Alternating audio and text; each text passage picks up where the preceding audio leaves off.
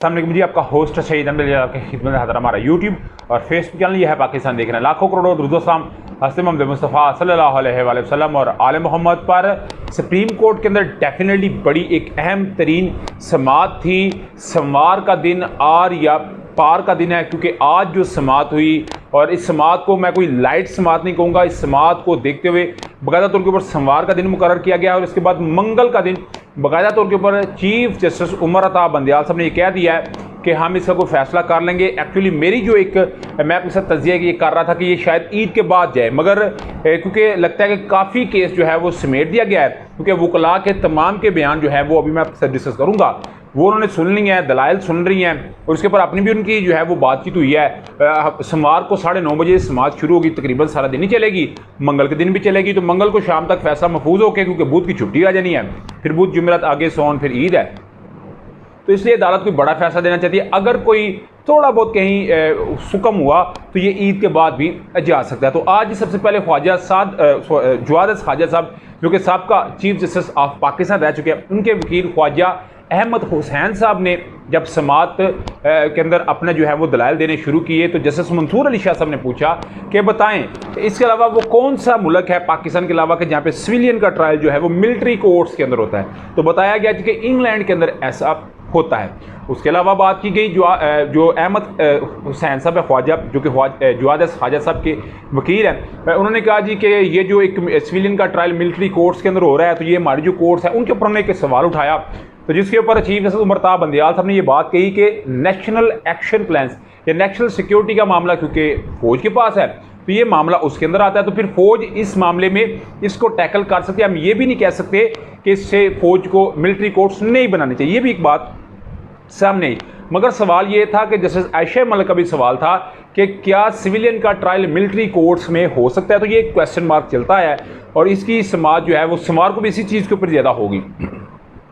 उसके अलावा वहाँ पे बड़ा एक बुनियादी सवाल ये उठाया गया कि जो आर्मी के ऑफिसर हैं, ये जो आर्मी के लोग जारी बात है उसमें थे और नज़र भी आ रहे थे, सारा मामला था, तो उसके अंदर बाकायदा तौर के ऊपर ये बात की गई कि अगर उनमें से कोई गिरफ्तार है तो उनका क्या करना है, क्या उनका भी मिलिट्री कोर्ट्स के अंदर ट्रायल होगा, क्या उनको भी सिविलियन ट्रीट किया जाएगा। तो ये एक बड़ा बुनियादी सवाल था। उन्होंने कहा जी मे भी मेरा यहाँ पे बनता है, उनको भी मैं साइड पे करता हूँ, मेरा एक सवाल बनता है कि फौज से एक ब्रिगेडियर साहब रिटायर होते हैं जो कि पाकिस्तान तहरीक साहब के साथ उनकी एफिलिएशंस है, और हम अक्सर इंटरव्यूज़ के अंदर भी ये बात देखते हैं कि वाकई लोग काफ़ी फौजी जो है वो उनके साथ है जो रिटायर्ड फौजी है।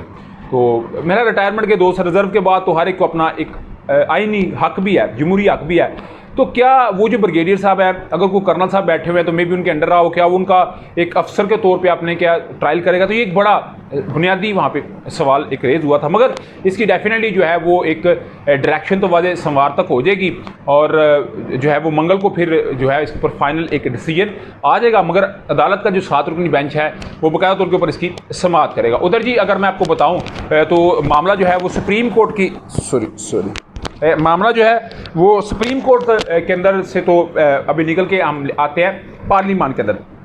अब जानते हैं कि पार्लियामान के अंदर एक आज बड़ी अहम जो है वो समाअत थी। इस अहम समाअत एक जो बातचीत चल रही थी उस अंदर राना सनाउल्लाह साहब ने जो बातें की वो मैंने आपके साथ डिस्कस की, ख्वाजा आसिफ साहब ने जो बातें की वो मैंने आपके साथ डिस्कस की, बिलावल भुट्टो साहब ने एक बड़ा इंकशाफ किया। बिलावल भुट्टो साहब कहते हैं कि हमने इमरान खान को कहा था, पैगाम पहुँचाया था, ये बिलावल भुट्टो साहब कह रहे हैं कि आप माफ़ी मांगें और 9 मई के वाक़यात से इजहार लातल्की कर दें तो आपके लिए सब कुछ ठीक हो सकता है। मगर इमरान खान साहब ने ऐसा ना किया और अपनी जमात को बंद गली के अंदर ले के चले गए और उन्होंने कहा जी मेरा हाल है किसी के लिए, क्योंकि बंद गली के अंदर पाकिस्तान तरीके हिसाब से चली गई, मगर जमहूरियत को बंद गली के अंदर नहीं जाना चाहिए। तो इसीलिए उनके वाला साहब जो है आसिफ जरदारी साहब आज उनके लाहौर में डेरे थे और टेक्सटाइल जो है वो लोगों से इंडस्ट्रियल से उनकी मुलाकात। उन्होंने कहा जी कौन कहता है पाकिस्तान गरीब है, अहमक है जो कहता है पाकिस्तान गरीब है। और मैं भी ये बात अक्सर कहता हूँ कि अगर हम किसी मुल्क में जाएँ तो वहाँ पे बैठ के हम जब वहाँ से होके आते हैं तो उस मुल्क की तारीफ़ कर रहे होते हैं, तो फिर हमें भी एज ए पाकिस्तानी हमारा ये फ़र्ज़ बनता है कि पहले अपने पाकिस्तान को डिफेंड करें।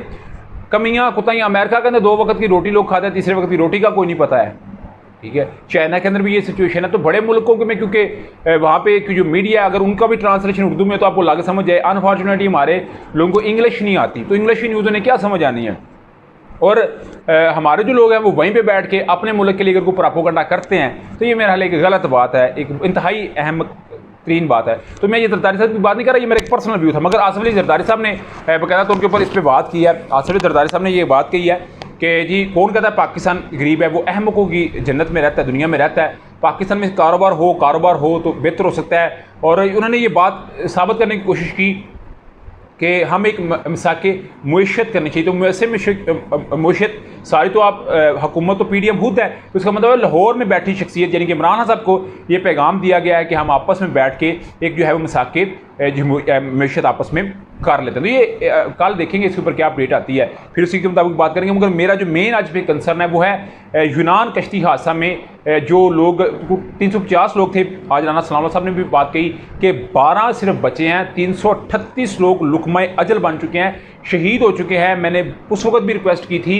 कि इनके लोहाकीन को किसी किस्म की मुसीबत नहीं होनी चाहिए। तो अभी तक लोहाकीन जो है वो इस कस्मा पुरसी की आलम के अंदर है, उन्हें ये नहीं समझ आ रही, वो कश्मकश के अंदर है कि हमारे बच्चों की डेड बॉडी मिलेगी, क्या होगा। हुकूमत का कार्य मेरा है, हुकूमत को एक ग्रॉस लेवल के ऊपर जाके इस मामले को देखना होगा। और जो राना सनाउल्लाह साहब ने आज एक दावा किया है कि पिछले 5 साल से बड़ी FIR हुई है मगर इनके लिए कोई इकदाम नहीं हुआ, तो क्या राना साहब आप ये इकदाम करेंगे? तो मेरा यहाँ पे मुतालबा है, यह है पाकिस्तान चैनल का और पूरे पाकिस्तानी कौम का ये मुतालबा है कि ऐसे किरदारों को कैफे किरदार तक पहुंचाना चाहिए। अगर वो यहाँ से पासपोर्ट लेके पहुंचते हैं, वीज़ा लगवा के वो लीबिया तक जाते हैं, लीबिया से अगर डंकी लगवा जाए तो उनके साथ अपने सफारती तौर पे जो है वो तल्लुकात को इस्तेमाल करें, उनको समझाएं कि क्यों आप जो है वो गरीब माड़े 20-20, 24-24, 30-30 लाख लोग दे के गए हैं। इतने में तो बंदा वैसे जो है 3 बंदे या 4 बंदे दुबई चले जाते हैं और अच्छा कमा लेते हैं। तो मगर बस उनकी मौत वहाँ पे थी। तो मेरा यहाँ पे मुतालबा ये है, हुकूमत वक़्त से मुतालबा है और मेरा यहाँ पे पाक फ़ौज से मुतालबा ये है और मेरी बड़ी दर्दमंदाना अपील है कि जितनी जल्दी हो सके इनके अहले खाना को आप जितना कंपनसेट कर सकते हैं, फ़ीकस जितना पैसा दे सकते हैं वो दें। इनकी डेड बॉडियाँ ला के इनके वालदैन को दें, बहनों भाइयों को दें कि अगर किसी के बच्चे हैं तो बच्चे देखें, बेगम देखें, ताकि उनके अजीज़ो कारब देखें, ताकि उनकी जो है थोड़ी सी सुकून उनको पहुँचे।